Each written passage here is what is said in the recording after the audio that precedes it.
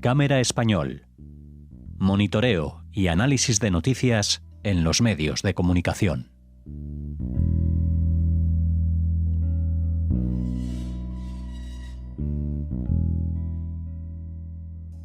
Un placer, como siempre, recibir en su casa a Masha Gabriel. Bienvenida, Masha. Muchas gracias, Raquel. Un placer charlar contigo. ¿Qué tal? Pues muy bien, encantada de recibirte en este Cámara en Español que sigue haciendo Asbará, que sigue luchando contra la desinformación, alertándonos de las noticias falsas, de los titulares tergiversados, las intenciones bastardas de los medios en castellano, en español. Hoy, ¿de qué nos vas a hablar en concreto, Masha? Pues mira, hoy quisiera compartir una reflexión, más que de hablar de algo en concreto, sobre las dificultades de desmentir, de cuando dicen una mentira, el salir a desmentir. Y nos vemos cuestiones laborales, por el trabajo que hacemos, siempre en esa situación de estar desmintiendo cosas. El problema es que desmentir es ir directamente a algo muy específico, es decir, esto que estás diciendo está mal, pero el problema no es tanto lo que la gente piensa como cómo lo piensa. No sé a ver si logro explicarme. Normalmente cuando miras lo que son las teorías conspirativas, te das cuenta que la persona que cree en una suele creer en varias. Porque la teoría conspirativa responde a muchos factores psicológicos y en algunas maneras te busca, respuestas sencillas a problemas muy complejos. Entonces te da una cierta tranquilidad y entras en una especie de estructura mental de la conspiración, donde siempre hay un malo que es responsable de todos los males. Y es muy sencillo, porque si tienes un malo, basta con terminar con ese malo para que el mundo sea maravilloso. En ese sentido, a lo largo de la historia hemos visto con el tema del antisemitismo cómo bastaría, en la mente del antisemita, basta liquidar al judío en la representación del momento para que todo sea fantástico. Aquí tenemos esa cosa que nos venden los medios de comunicación que si Israel no estuviera, todo sería una balsa de aceite, o como se diga esto. Entonces, o de petróleo, ¿no? En este caso. Sí, bueno, eso es también muy interesante cuando te hablan de que el problema de Israel es que quiere el petróleo. Esto lo he leído en algunos expertos. Sí. Y sí, no sé muy bien. En fin, para poder vender eso, evidentemente tienes que construir, y lo hablamos siempre aquí en este programa, tienes que construir una imagen muy maléfica de la figura de Israel. Para eso, ¿qué es lo que haces? Lo desprovees al israelí de la condición humana. Siempre lo conviertes en una especie de máquina, en una maquinaria. Y eso, por ejemplo, cuando ves el periodismo que llega desde la región, siempre que te dan la versión de los palestinos, suele ser, te la suelen poner en voz de algún civil que te cuenta cómo ha perdido A, B, C, o cómo sufre para alcanzar a conseguir el agua o el miedo. O sea, te lo personalizan, te dan una imagen humana de ese lado. En cambio, de los israelíes suele ser un comunicado del ejército, o sea, te están hablando de institución, luego te lo están despersonalizando, y eso es uno de los aspectos más importantes. Pero por eso digo, el problema no es que simplemente que haya un artículo que está mal escrito o que dice o que transmite una información incorrecta.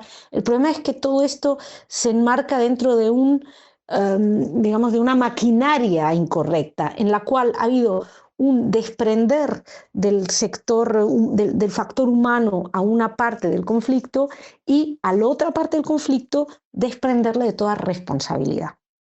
Es decir, ahora estaba viendo, por ejemplo, a raíz de la negativa de Hamás de extender la primera fase, gracias. Israel ha dicho que va a cortar la ayuda humanitaria. Y estoy viendo, pues, por ejemplo, en el diario El País, varias cosas que hablan, ¿no?, del sufrimiento de Gaza. Por ejemplo, dice Gaza entre el miedo a la guerra y el humanitario impuesto por Israel. ¿no? Con fotos de niños que están aspirando a conseguir algo de comida. Claro, tú ves eso y a menos que seas un monstruo insensible, te da una rabia tremenda contra Israel, pero ¿por qué hacen eso? El tema es, y esta información, por ejemplo, no la he encontrado en El País, que hace menos de un mes la ONU bloqueaba la ayuda humanitaria a Yemen por otros motivos, bueno, también por secuestrados, porque Yemen había secuestrado. Pero esto no sale en El País, no tenemos esa necesidad porque nadie va a hacer algo donde la ONU quede mal. O sea, la misma información, en un caso que demoniza a una de las partes y en el otro caso es que la información no existe. Entonces, uno ahora empieza a explicar todo esto que estoy diciendo, no, pero otros lo hacen también, no, lo que pasa es que jamás se ha negado, pero es muy difícil cuando toda la maquinaria es Israel niega la ayuda humanitaria, Israel niega la ayuda humanitaria. Sí. Es muy difícil y supongo, Masa, que aunque ofrezcas datos, aunque ofrezcas información, que los medios de comunicación desmientan ese titular tan nutritivo, ya que hablamos de esa supuesta hambruna, tan nutritivo para los que están deseando demonizar a Israel, como decías. Os enfrentáis, por ejemplo, en Cámara en Español, a muchísimas dificultades, ¿no? Sí, por varios motivos. Uno, porque tengo que decir que últimamente no corrigen. Uh-huh. Además, también, si por ejemplo un titular así, ¿no? El hijo este del País, por el que tengo aquí delante, y es el primero que he leído. Gaza, entre el miedo a la guerra y el bloqueo humanitario impuesto por Israel. Si tú vas a decir este titular está mal, técnicamente no está mal. Efectivamente, Gaza se mueve ahora entre el miedo a la guerra y el bloqueo humanitario impuesto por Israel. Todo esto es cierto. El problema es, y este es el gran problema de ese ensañamiento y de los libelos, es que no te lo ponen en el contexto. Y como vamos a empezar en el 7 de octubre, pero esto viene de mucho más atrás, te han ido hurtando el contexto, hurtando la comprensión, a ti ya te han construido un malo malísimo. Entonces tú basta que leas esto para que veas otra vez el malo malísimo actuando. Porque esto es una labor muy, muy elaborada y es una labor que tiene que ver con una cuestión ideológica que hay de fondo. Es una ideología, es un uniforme ideológico y además es un fracaso tremendo por parte de los que deben informar, que han confundido la información con la opinión. Aquí no viene nadie a decirte, mire, está pasando esto. Y fíjate que el otro día tenía con una periodista, a quien le reproché una cosa, el haber dado mucha importancia a unas declaraciones de Hamás, y que tuvo a bien escribirme por privado y decirme, mi labor es decir también lo que dice Hamás. Y es verdad. Su labor es decir lo que dice Hamás. No, nadie está diciendo no digas lo que diga Hamás. El problema es que no puedes poner en una misma escala de valores un grupo terrorista que un Estado democrático. Masa, pero me alegra saber que te escriben, que mantienes contacto con los periodistas, porque nos tememos que muchos medios, o nos has comentado en alguna ocasión, que hay como, ahora que se habla tanto de esa política de cancelación, porque hay una política de cancelación contra Cámara en Español, contra ti, tras estos años de trabajo, de llamadas, de mails. Cuéntanos algo cuéntanos lo que quieras sobre este sí, aspecto. Hace muchos años, cuando empiezo aquí, digamos, los medios y los periodistas todavía respondían. Y hay dos factores aquí. Por un lado, es que ha habido muchos cambios dentro de las líneas, dentro de los dirigentes, ¿no? No los dirigentes, los responsables de las páginas con las que hablábamos. Es decir, muchos de los directivos han cambiado. Y muchas veces, y también ha habido un cambio generacional que está muy marcado, sobre todo en España. Digamos que del director de sección que tenía 60 años hace 10 años a los jóvenes que están que acaban de salir de la universidad prácticamente y que vienen con una ideología también muy marcada. También en la anterior hay una gran diferencia. digamos que el hecho de que hay una crispación social, y hablabas de cancelación, de cancelar la idea del contrario, esto no estaba tanto en las generaciones anteriores, pero independientemente de eso, también me habían ignorado en muchas ocasiones, pero había menos miedo al intercambio. En las nuevas generaciones veo un mayor miedo al intercambio y a mí se me ha colgado un San Benito ya de que, bueno, que hacemos propaganda y yo creo que lo único que estamos pidiendo es que no se haga propaganda, porque yo tampoco le estoy pidiendo a los medios que digan lo que yo entiendo. No estoy pidiendo a los medios que lean el conflicto de la manera en que yo entiendo. Yo lo que les estoy pidiendo a los medios es que al menos den la otra versión.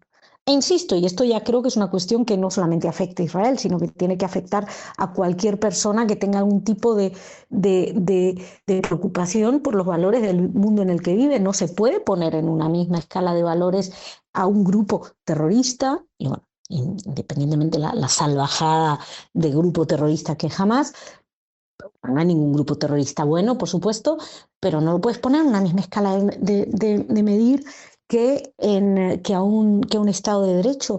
Pero, y esto me lo hacía notar otro periodista con quien tenía una conversación también, en España está sucediendo lo mismo, ya no con Israel, está sucediendo con la cuestión de la ETA y la revisión del pasado, donde de repente se empiezan a ver lecturas que aparecen en medios mainstream, o sea, algo que antes pertenecía digamos, a lo que eran grupúsculos de ideología más vinculada a las simpatías con los grupos terroristas o con ETA.